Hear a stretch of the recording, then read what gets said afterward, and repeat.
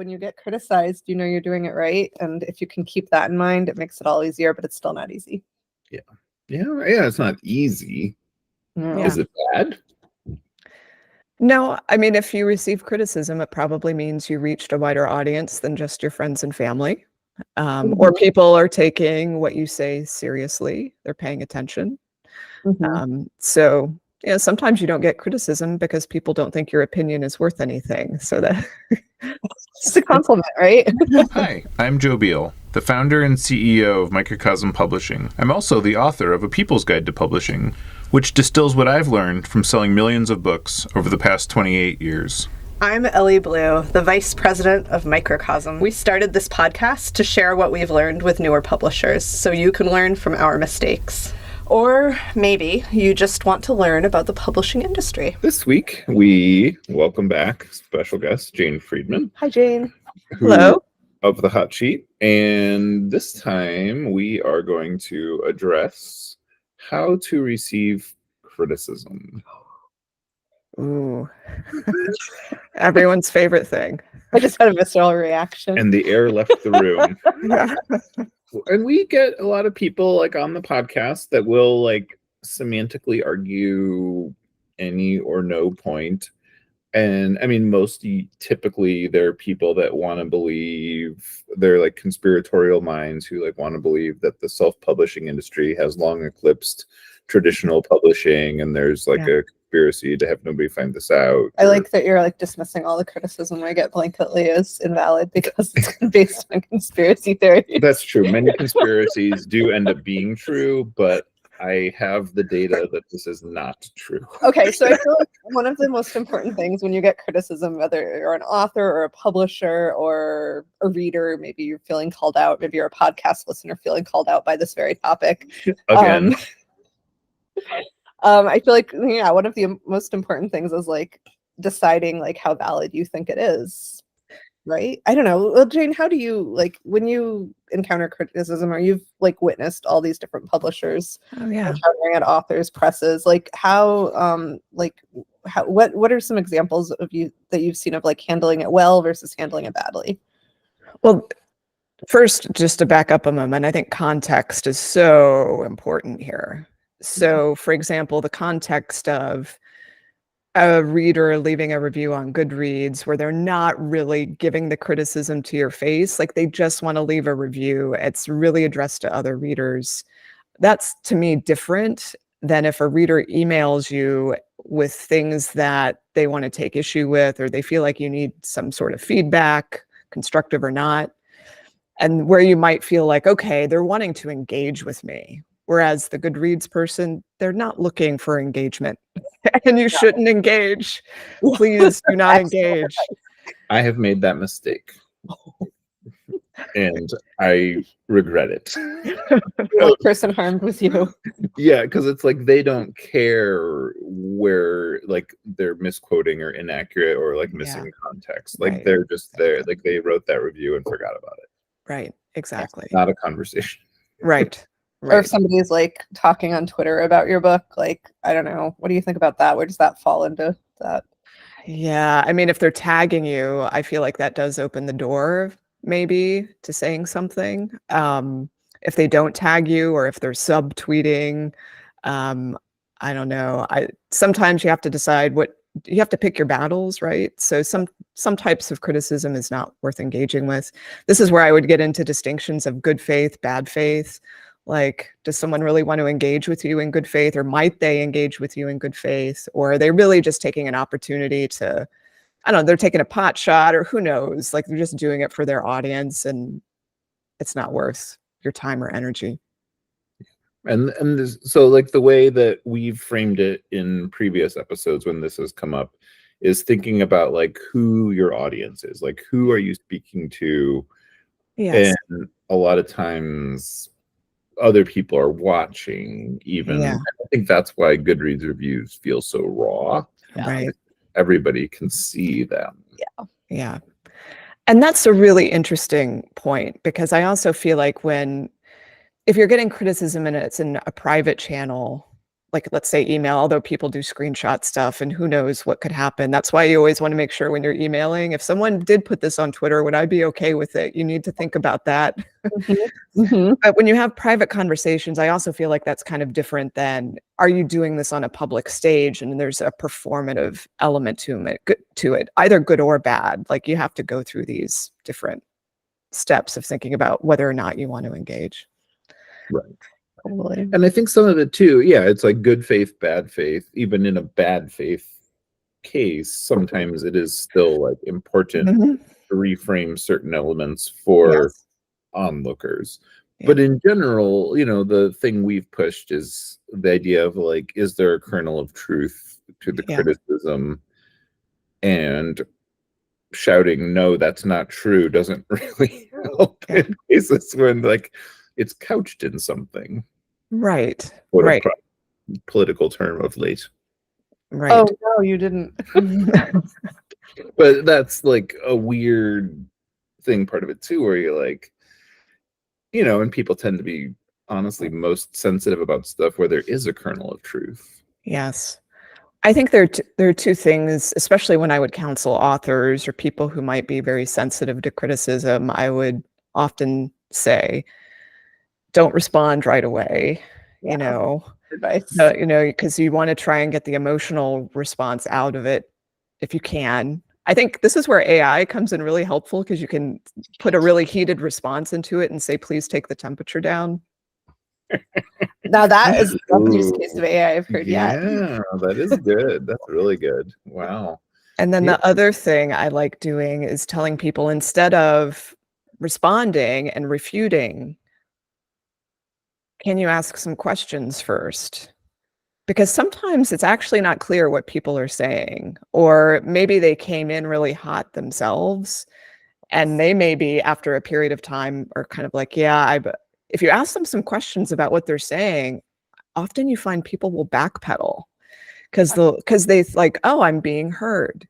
This person is interested in my opinion. And they immediately start to soften. I won't say that happens in all cases, but you'd be surprised. Yeah. Ellie taught me this trick that like when you engage journalistically, like asking fact-finding questions, Yeah. like you'll kind of solve both problems, where like people feel like you're taking them seriously, even if in some cases they don't really deserve it based on their behavior. And it also helps them to like sort out their thoughts and feelings. Right. Exactly. And I think when you are like a publisher, or if you're an author who has kind of any kind of platform, I think people often sort of might put you on a pedestal a little bit and not see that they have other ways to reach you or other ways to get your attention. And when you engage them as a human being, that can really change. Like, first, often they're flattered. Right. Yeah.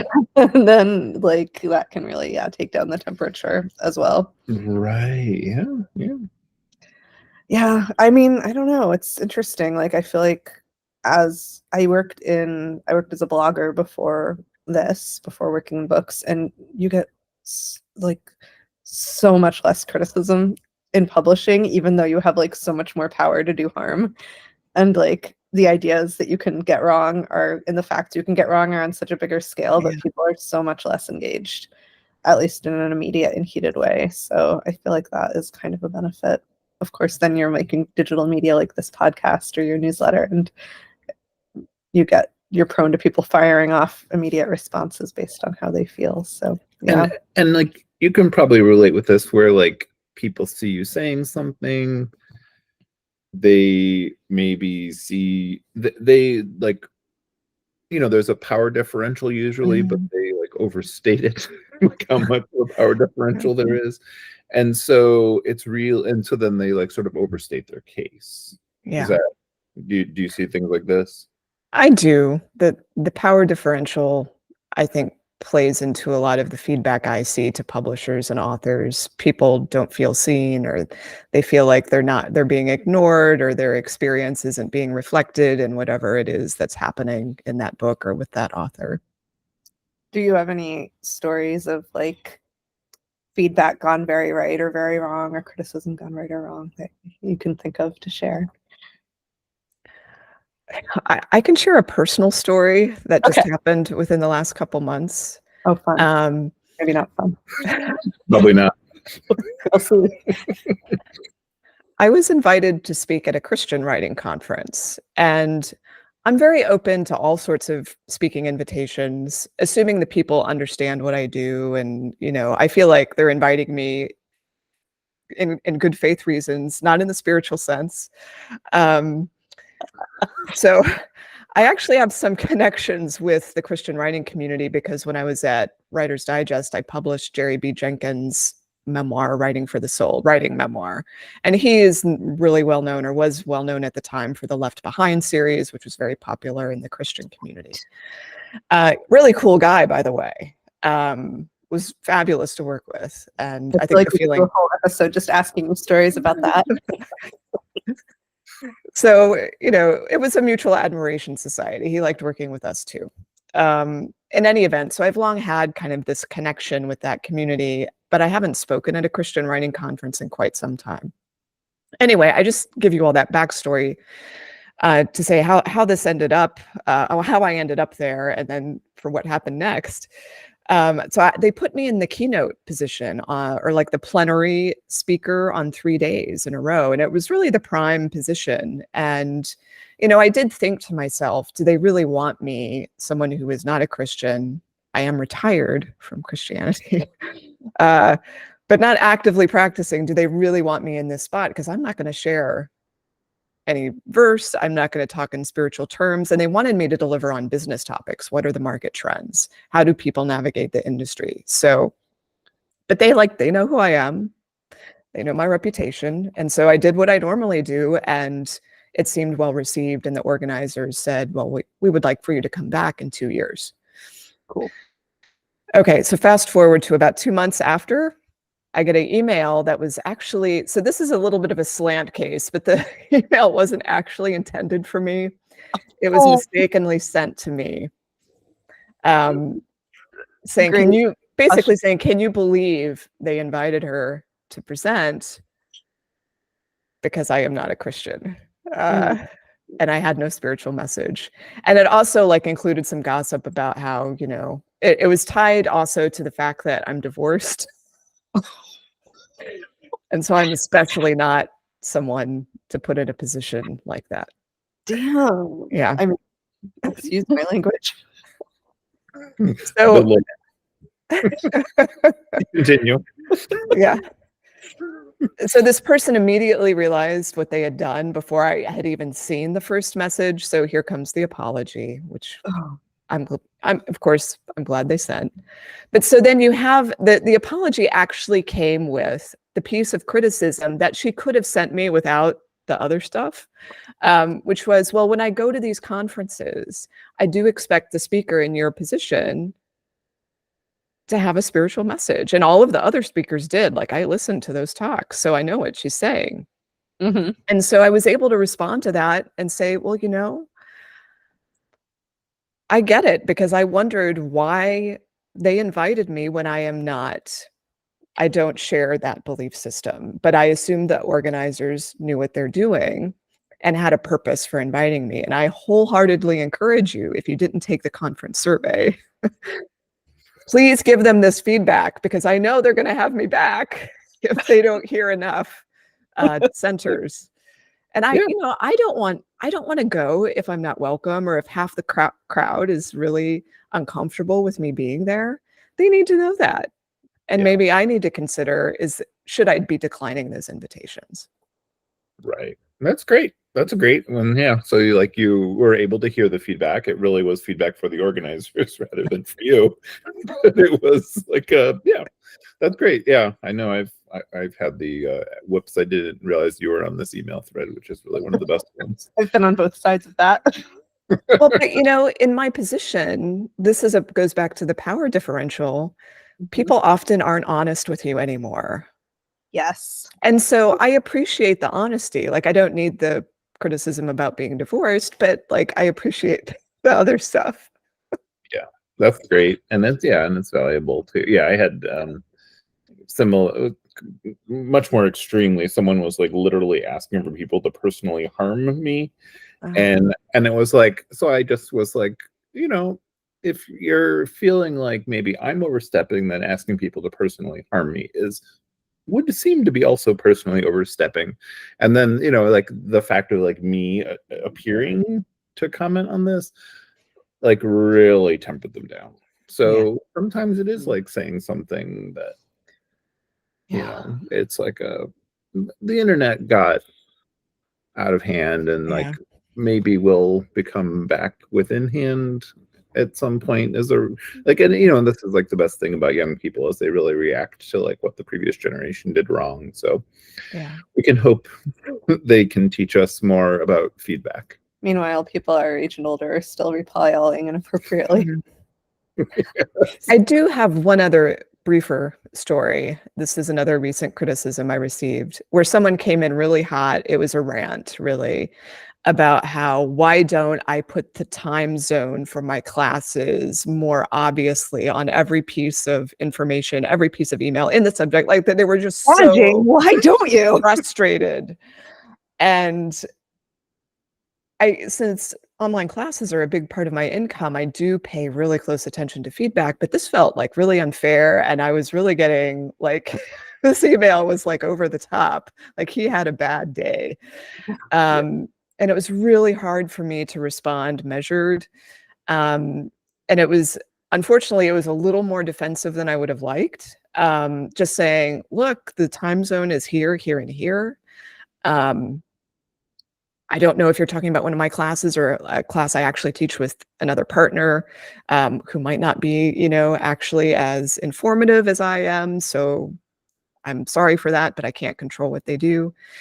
But when I went back and looked, you know, anytime I mention the time of a class, I do always include the time zone. But I realized I'm actually not including the time often enough. It does need to be in more places. So I did make some changes across the board, mentioning the time, like in double the cases. And of course, it always includes the time zone regardless. So I thought, all right, the feedback, even though I really didn't like it, and I think it was fundamentally unfair, did spark a needed change. And then the guy came back and apologized, of course. So you heard them and they heard you. Yeah. That's great. Even though it was rough along the way. It I feel was. like, I mean, who of us hasn't had the day when we've gone on an ill-advised, over-the-top rant about time zone? Who hasn't been there? Okay. I guess I'm the only one. Or Jane. Well, this person was in Australia, so I feel like Gotcha. That's an inherently challenging time difference. Gotcha. Yeah. Oh. Right. While we're talking, I'm just flashing back to like so many instances of like receiving critique and criticism. I feel like, I'm the one that often gets the reader criticism, like because it's forwarded to me. So a lot of the time what we get is like someone at a bookstore often, or a store that sells our books, being like, a reader came in and told us that this book has factual inaccuracies in it. And I would say 80% of the time when we are able to get a sense of what those actual inaccuracies are, they're not. Like 20% of the time they are, and we're like, great, we'll fix it. And 80% of the time we're like, oh, the reader disagrees with this. Yeah. So I feel like that, being able to like ask questions and figure out what's actually going on, especially if you have to get past the like emotion about the time zone to figure out like where is the error actually occurring and is there an error, is so key. And thanks for joining us once again. Please send your questions to podcast@microcosmpublishing.com so we can answer them on future episodes. And please give us 5 stars on iTunes and everywhere else that podcasts are reviewed. You can find us on the internet at microcosm.pub, on Twitter at microcosm, on Facebook at Microcosm Publishing, on Instagram at microcosm_pub, and here in Portland, Oregon on North Williams Avenue. Thank you so much. Have a wonderful week.